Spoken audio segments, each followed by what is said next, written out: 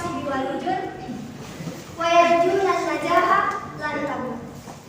Wassalatu wassalamu ila khairil bashar alladhi yursalullahu ila kafatil ummah fi hadzal alam bil huda wa dinil haqqi tahmilihim minal dhulumat ilan nur wa minal jahiliyah ilal mahiriyah wa narju syafa'ata fi yaumil qiyamah. Amin ya rabbal alamin. Wa nusalli wa nusallim ala alihi wa ashabihi wa tabi'ihi ala jawab. Asyhadu an la ilaha illallah wa asyhadu anna Muhammadan abduhu wa rasuluh la nabiyya ba'dah amma ba'd. Alhamdulillah, teman-teman sekalian, marilah kita panjatkan puji serta syukur kita kepada Allah Subhanahu wa taala karena Allah telah memberikan kita begitu banyak nikmat yang sampai detik ini masih dapat terus kita rasakan.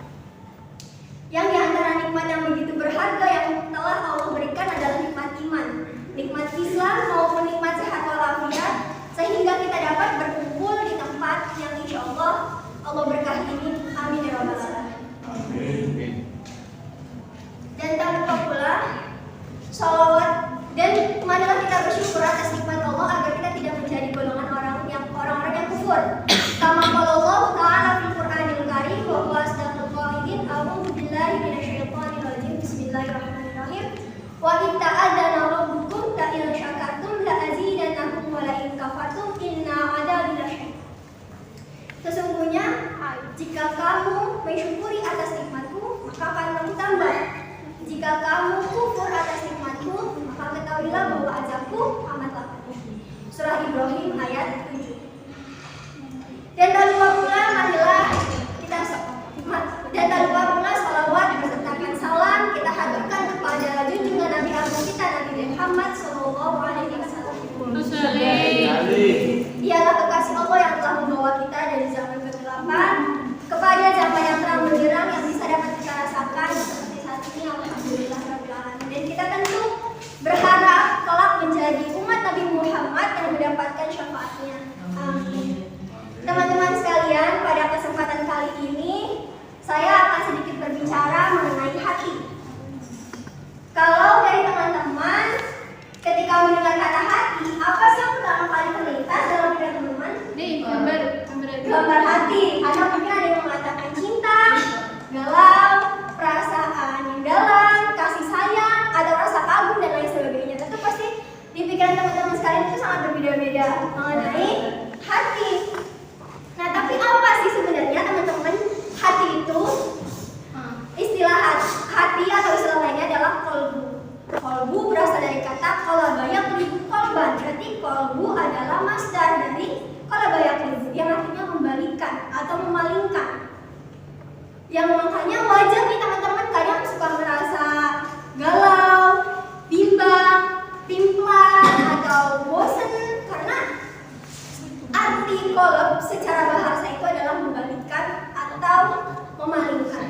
Begitu juga qalb secara psikis adalah keadaan rohaniah yang senantiasa bolak-balik dalam menentukan suatu ketetapan.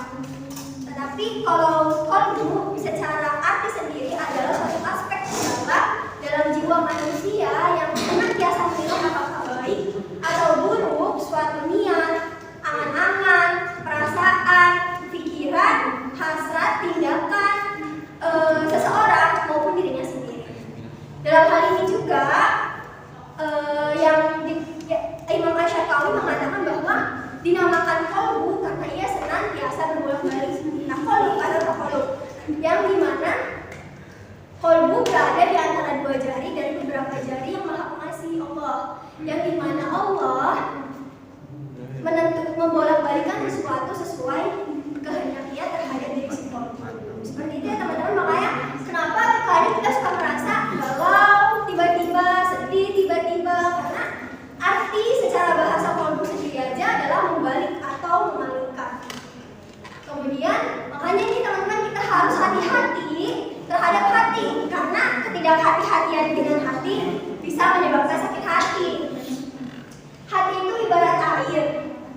Kalau air itu keruh di dalam mesin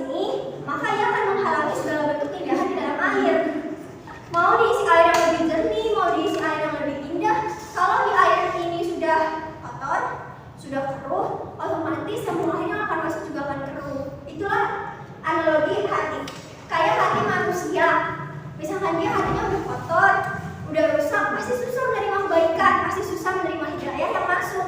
Jadi hati itu sangat berpengaruh kepada si pemilik yang dititipkan hati tersebut. Makanya ada hadis yang diriwayatkan oleh Imam Bukhari dan Imam Muslim bahwa Rasulullah pernah bersabda, "Ala wa inna fil jasadi mudghatan, fa idza salahat al jasadu salahat kullu, fa idza salahat al jasadu kullu, wa idza fasadat fasadal jasadu kullu." Yang artinya, ketahuilah bahwa di dalam jasad ada segumpal daging yang apabila ia baik, maka baiklah seluruh jasad, yang apabila ia buruk, maka buruklah seluruh jasad. Seperti itu. Makanya hati-hati, karena hati itu sangat berpengaruh, seperti tadi yang dianalogikan air. Kemudian makanya Allah tidak pernah memandang hambanya dari fisiknya, Allah tidak pernah memandang hambanya dari rupanya, Allah tidak pernah memandang hambanya dari seberapa megah rumahnya, seberapa keren HP-nya, tapi Allah melihat dari apa yang ada pada hati hambanya.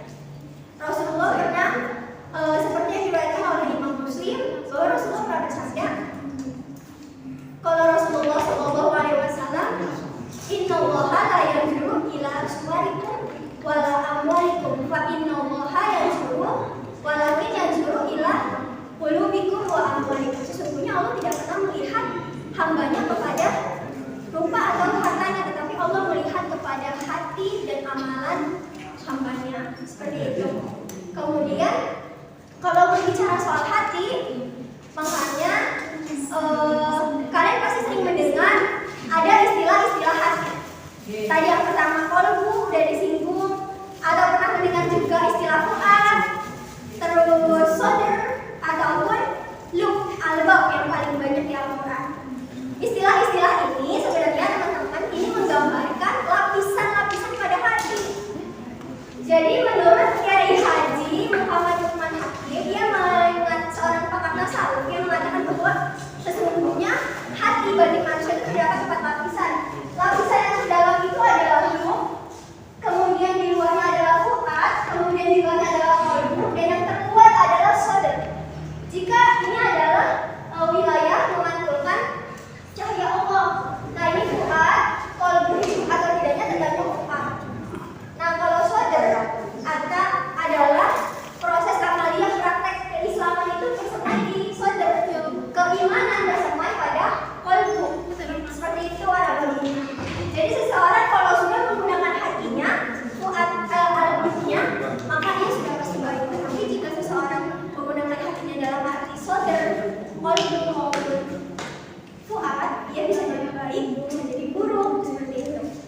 Ada satu istilah yang mengatakan bahwa an-nasu yahkumu bil-zahir, wallahu yahkumu bis-sarair. Manusia itu menghakimi itu daripada